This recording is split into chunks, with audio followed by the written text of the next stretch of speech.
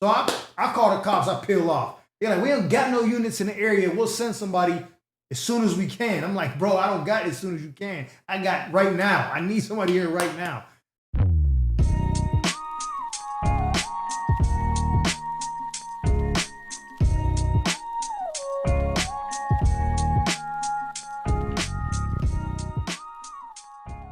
Welcome back to another episode of the Chronicles of Mike Murphy with your host, comedian Mike Murphy. Hey, before we go any further, please do me a favor. Hit that subscribe button. Like, share, comment.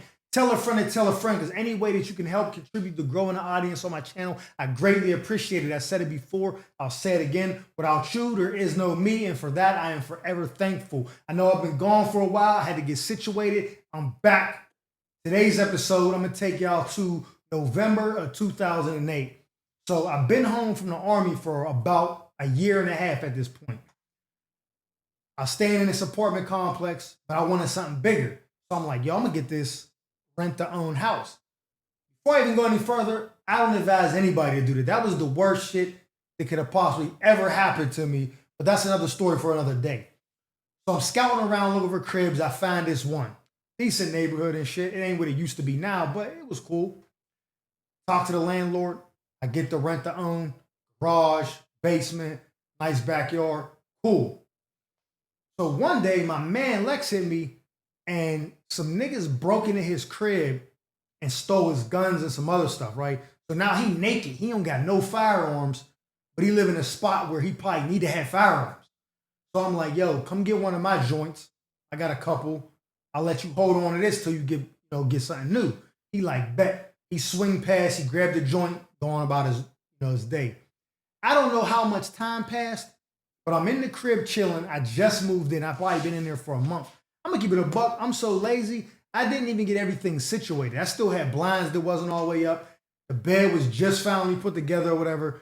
The dining room table wasn't set up. The house looked like halfway in, halfway out. Anyways, I'm watching TV, and I'm like, damn, I want to catch that new Cat Williams special. Now, I can't remember which one it was, but it was whatever November 2008 was, it was the one that was most recent. It was that one. So the shorty I had been talking to, she had the DVD. I know all you YNs is like, DVD? Yes, DVDs. We ain't have streaming. Netflix was still red box. You had to go put DVDs in a DVD player to watch stuff on demand. You know what I'm saying?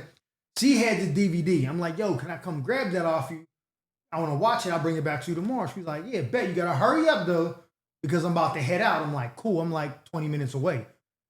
I run out the crib. I go grab the DVD off her. Now, when I come back in the house, as soon as you open the door, you're right in the living room. I open the door, close it, sit down on the couch, you know what I'm saying? Pop that joint in, watching the Cat Williams. I'm laughing my ass off, tears in my eyes. Funniest shit ever, right? Finally wrap it up, and I think I sat there for maybe like 10, 15 minutes after it was done, not really doing nothing. Maybe the TV was just on. So I get up, take the DVD out, put it in the case, because I'm going to make sure I take it right back to her the next day. I don't want to burn no bridges. I want to give her her shit back. I don't want her to have to borrow it back off of me. Go in the dining room.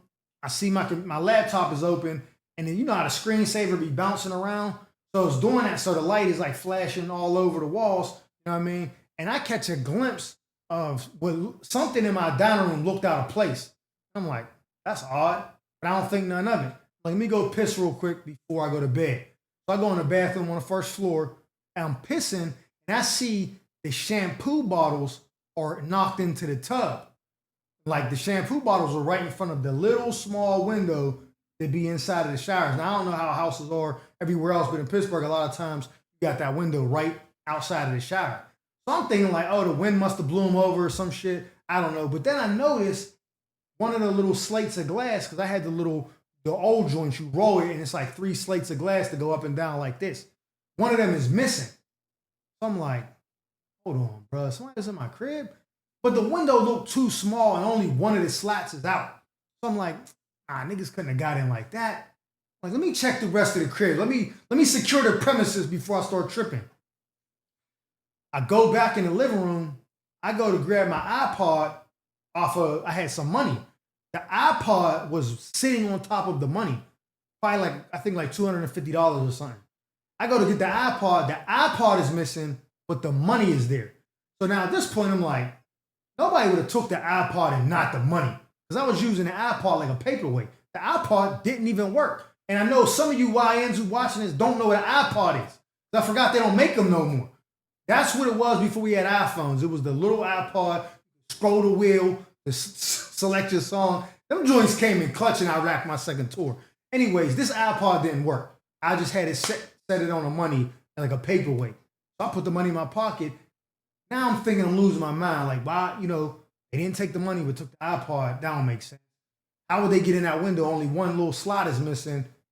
Damn. I go upstairs to go get the rash hit, and I had kept it in a box that I never even opened yet because I just moved in. It was duct taped with all the ammunition on top of the box. When I get up there, the box is ripped open and the ammo's all over the bed and the joint is missing. I'm like, fuck. So I go downstairs, I'm looking around. I call my man, yo, bro, I need you to bring me my piece, pause.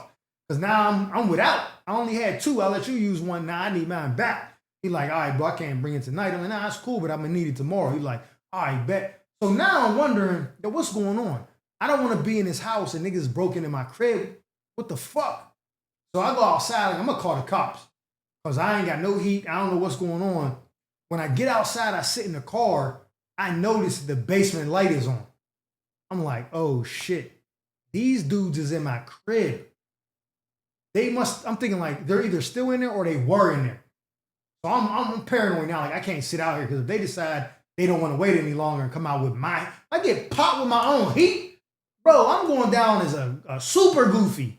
So I call the cops, I peel off. They're like, we don't got no units in the area. We'll send somebody as soon as we can. I'm like, bro, I don't got it as soon as you can. I got right now. I need somebody here right now.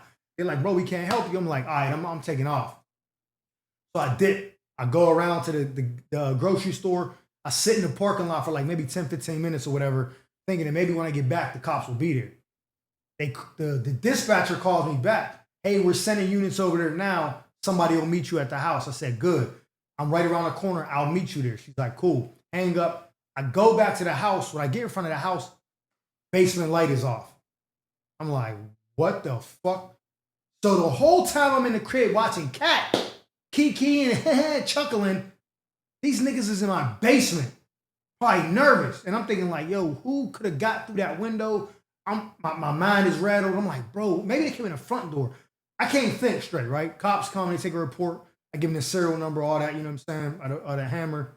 They take off. Next day, my man come bring me my other joint. I'm like, cool. Fast forward. Now, at the time, I had been working. I mentioned this in stories before. I was working for Allegheny County Juvenile Probation Assist Program. Kids is on house arrest. If you don't know, they're on house arrest. We go to this center every day. We pick them up, run classes, groups, community service, that type of thing with these kids. So I was working there at the time. So I remember there was one kid. He was like a star athlete. He was a running back. His name was Kadeem. Dark skin. He looked like Reggie Bush. I remember the first day he got to the program, he asked, like, yo, staff, y'all got weights here so we could work out? We're like, yeah, we got weights in the back. He's like, all right, can I go lift? He's like, yeah, but you got to have a spotter. So me and the other staff go back to the spotting. I think he put like 315 on a bar. Did it like 5 times, racked it. He sat up, and he had just a wife beater on. He had took his shirt off. Sat up, did one of these and said, I wish one of y'all staff would touch me. I was like, yeah, you got it, fam. Cause I probably can only do 315 right now, like twice, if that. You know what I'm saying? He did 5, like on a warm up. No, nothing built there. He just put 3 plates on each side. He racked it and looked up and said, "Yeah, I wish y'all would touch me." Like he was letting us know right now it ain't gonna be easy. I'm like, yeah, bro, you cool with me? One of them joints, right?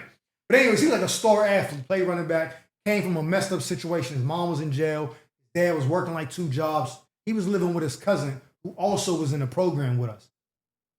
So they didn't have the money to get a phone. So both them kids couldn't get house arrest bracelets. You gotta have a phone hooked up for them to get it. I don't know if it's like that now, but it used to be like they used to have a phone line. And they didn't have really nobody in the house. Their family was struggling and shit. So the judge liked this kid so much because of his athletic ability. They was like, he can just be on home detention, which is you call the house to make sure he's there randomly. But there ain't no way to really track him. So I tell the staff, I said, look, this is what I'll do. Me and homie cool. not because of the weight situation, but we got cool after that. I'm like, what I'll do is I live right around the corner from him. Every day when I get off work, I'll stop by, do the face-to-face, knock on his door, make sure he's there. And that's like 11:30 at night. They was like, all right, cool, appreciate it. I go by, bro, y'all good? Y'all need anything? Yeah, man, we hungry. I'm gonna order y'all pizza. They was broke. I was ordering them pizza, sending them pops. Yo, you want some snacks? Give him a couple dollars one time. All that, man. I was looking out for this dude because I liked him and his cousin was cool too. Fast forward, dude's out the program, everything, like they're done. The cousin got locked up again. He's away or whatever. I'm working at another center, filling in for somebody who called off. We running a victim awareness group, right? Ironic, I'm a victim. So we in there and they're like, hey, Mike, you got a story where you became a victim one time and you fell. I'm like, oh yeah, perfect story. I get up. I tell them a story about niggas in my crib robbing me while I was there and just didn't know about it. I'm telling a story. And there was a couple kids there that I was cool with. And the one kid looked at me like, he making this weird face. After the group is over, he like, yo, Mr. Mike, can I talk to you real quick? I'm like, yeah, what's good, bro? What's up with you? Straight, everything cool? How your mom? You know, oh, no, I'm good. Yo, I know who robbed you. I'm like, what? He's like, yeah, I know who robbed you. He's like, I can tell you stuff that you didn't even tell in that story. I'm like what? He started giving me details. I'm like, yo, how you know that? He's like, bro, it was Kadeem and his little cousin. I'm like, his cousin bigger than him? He's like, nah, they got another, like a young boy, like 12, little small skinny nigga. They pushed him through your bathroom window or whatever. And that's how, and then they went down in the basement when you came home. That's why they didn't go back out the bathroom window. I'm like, bruh. He's like, yeah, they pulled out one of the things. He's telling me everything that I didn't even tell them. He's like, yeah, he did it, bro. I'm like, y'all was looking out for these niggas buying them pizza, giving them money and shit. I'm like, yo, that's crazy. He had a full ride to, I believe, West Virginia to play football. He was nice. I'm telling you, nice. Like the weekend before he was supposed to like report for school, did a home invasion and got caught. They rescinded the offer right away. Nah, bro, you're not bringing that shit up here. Pulled the offer, right? He gets his life back on track or whatever. Gets another offer for another college, like basically like a JUCO or something. Let's start here, get you back in, you know what I'm saying? And we'll get you back where you need to be. He like, cool. I think he went there for a couple of weeks or something, got broke, did another home invasion at this, like 3 blocks away from the house I grew up in all my life. Him and a couple other dudes, they come through. The dude there just indiscriminately letting the hammer off, ends him, shoots his girl, I think. There was like 3 people that passed away in that event. He was one of them. On a home invasion, got clipped. And I remember thinking like, it's sad, but that's what you get kind of. Like you keep stealing niggas shit, that's what you get. So that's how I felt in the moment. Now I look back and just feel like I'm not glad that happened to him, but it was just crazy because had that been anybody else, I probably wouldn't even be here right now, or I'd be like, might have got popped. I think he didn't come upstairs because he knew I knew him, and I don't think he was going to take it to that level with me.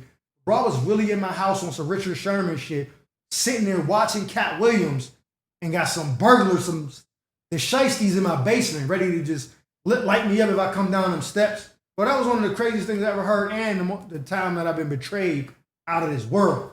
But look, man, I'm back doing my Chronicles. Every Wednesday I'll be dropping these. So again, man, if you're new to the channel, please hit that subscribe button, like, share, comment, tell a friend and tell a friend. You know the vibes. Without you, there is no me, so I'm grateful for that, and I appreciate it. Until next week, man, I'll see y'all. Mike Murphy out.